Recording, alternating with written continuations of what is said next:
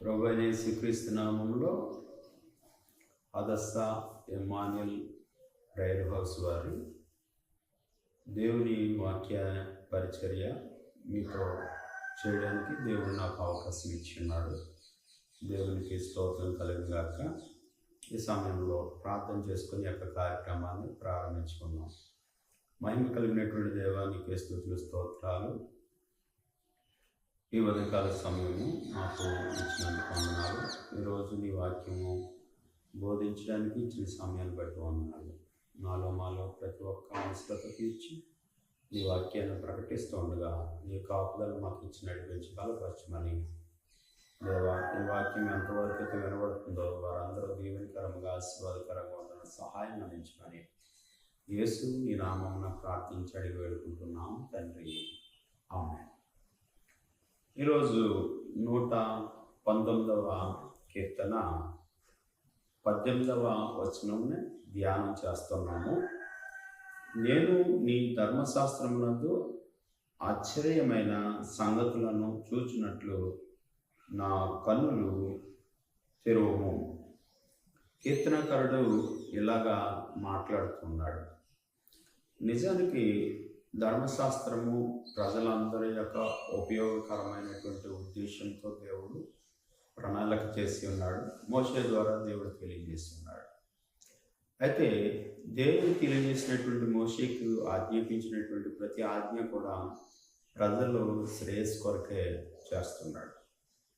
కాబట్టి ఈ కీర్తనకారుడు చెప్పిన 119వ కీర్తనలో చెప్పినటువంటి వాక్యము చాలా శ్రేష్టమైనదిగా మనం చూస్తే కనుక ఆశ్చర్యకరమైనటువంటి సంగతులను చూచినట్లు నా కన్నులు తెరువుము అని ఆయన మాట్లాడుతున్నాడు.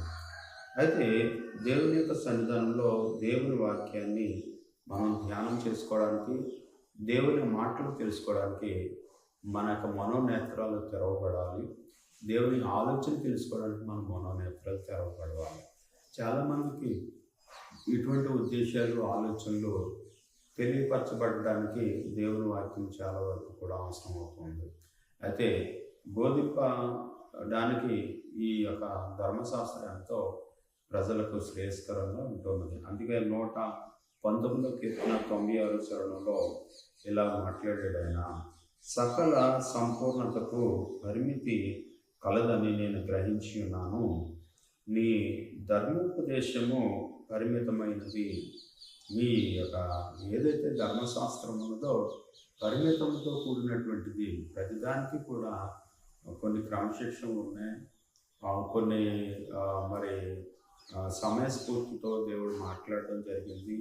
అనేకమైనటువంటి విషయాలు తెలియజేయడం కూడా ధర్మశాస్త్రం మనకి తెలియజేస్తుంది. సమయస్ఫూర్తితో మాట్లాడేటువంటి విధానం మనకి కనబడుతుంది. కాబట్టి మనం గ్రహించవలసినటువంటి విషయాలు చాలా ఈ కీర్తనకారుడు కూడా మనతో మాట్లాడుతున్నాడు. కాబట్టి ఈరోజు సకలమైనటువంటి సంపూర్ణత కలిగినటువంటి పరిమితి కలదని నేను గ్రహించి ఉన్నాను. నీ ధర్మోపదేశము పరిమితమైనది. కాబట్టి ఇటువంటి పరిమితమైనటువంటి దేవుని వాక్యాన్ని మనం ధ్యానం చేస్తున్నప్పుడు చాలా జాగ్రత్తగా మనము దేవునితో సహవాసం చేస్తున్నప్పుడు మన మనోనేత్రం తెరవబడినట్లుగా దేవుని వాక్యాన్ని ధ్యానం చేసుకోవాలి. దీన్ని కీర్తనకారుడు చెప్పుకుని వచ్చాడు. యెషయా గ్రంథంలో మాట్లాడుతున్నటువంటి దేవుని వాక్యము ఇలా ఉన్నది. యెషయా గ్రంథము 29వ అధ్యాయము 10వ వచనం నుంచి 12వ వచనం వరకు విషయాన్ని యెషయా ప్రవక్త అయిన యెషయా ఇలా మాట్లాడాడు. 29వ అధ్యాయము, యెహోవా మీ మీద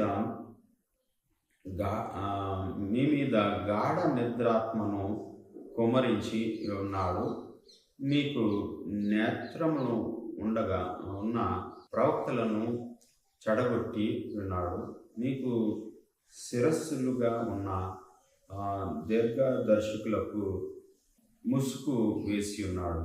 ఇక్కడ చాలా జాగ్రత్తగా యెషయా ప్రవక్త అయిన యెషయా ఎందుకు మాట్లాడుతున్నాడు? యెహోవా మీ మీద గాఢ నిద్రాత్మను కుమ్మరించి ఉన్నాడు. మీకు నేత్రములుగా ఉన్న ప్రవక్తలను చెడగొట్టి ఉన్నాడు. మీకు శిరస్సులుగా ఉన్న దీర్ఘదర్శకులకు ముసుగు వేసి ఉన్నాడు అనే మాట చెప్తున్నాడు. అంటే ఇక్కడ మనం గమనించవలసింది, చాలామంది ప్రవక్తలుగా చలామణి అవుతున్నటువంటి వాళ్ళు, అనేక మంది దైవభక్తి కలిగినటువంటి వారిగా రకరకాలుగా చెప్పుకునేటువంటి వాళ్ళకి దేవుడు చెప్పవలసినటువంటి విషయాల్ని మరుగు చేసినట్లుగా ఇక్కడ మనం చూడవచ్చు. అలాగే దీర్ఘదర్శకులుగా ఉన్నటువంటి అనేక మంది సేవకులు కూడా అలాంటి పరిస్థితిలో ఉన్నారని మనం గమనించవచ్చు. దేవుడు ఏర్పాటు చేసుకున్నటువంటి ప్రవక్తలతోనే దేవుడు మాట్లాడతాడు. దేవుని ద్వారా ఆత్మ సంబంధమైన విషయాలు మాత్రమే మాట్లాడే అవకాశం ఉంటుంది. మీ మనోనేత్రం తెరవబడితే కనుక దేవుని వాక్యాన్ని గుర్తించగలవు, ధర్మశాస్త్రాన్ని గమనించగలవు. కాబట్టి ఈరోజు దేవుని యొక్క వాక్యాన్ని ధ్యానించడంలో, వినే దాంట్లో కూడా మనకి పరిశుద్ధాత్మ దేవుడు పనిచేస్తూ ఉండాలి. 11వ వచనంలో మాట్లాడాడు. యెషయా గ్రంథం 29:11 వచనంలో అన్నాడు, దీనిని అంతటిని గూర్చిన ప్రకటన గూఢమైన గ్రంథ వాక్యముల వల్లే ఉన్నది.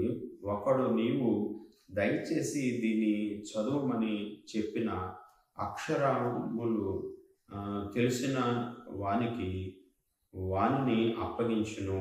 అతడు అది నా వలన కాదు, అది గూఢార్థముగా ఉన్నదని చెప్పును. దేవుని మాటలు గూఢార్థమైనటువంటి విధంగా కనిపిస్తున్నాయి. దేవుని వాక్యాలు గూఢార్థంగా కనిపిస్తున్నాయి. గ్రంథం 29వ అధ్యాయము 11వ వచనంలో ఇలాగా చెప్తున్నది ప్రవక్త అయినటువంటి యెషయా, దీనిని అంతటిని గూర్చిన ప్రకటన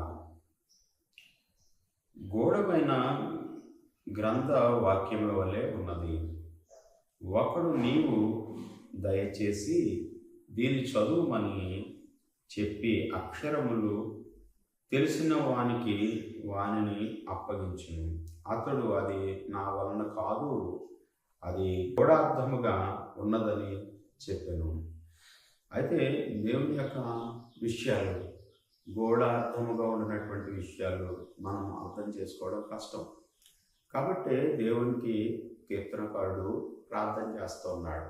ఏమని అంటే, నాకు మనోనేత్రము తెరవుము, నా కన్నులు తెరవుము అని మరి దావీదు గ్రంథకర్త తెలియజేస్తున్నాడు, కీర్తనకారుడు.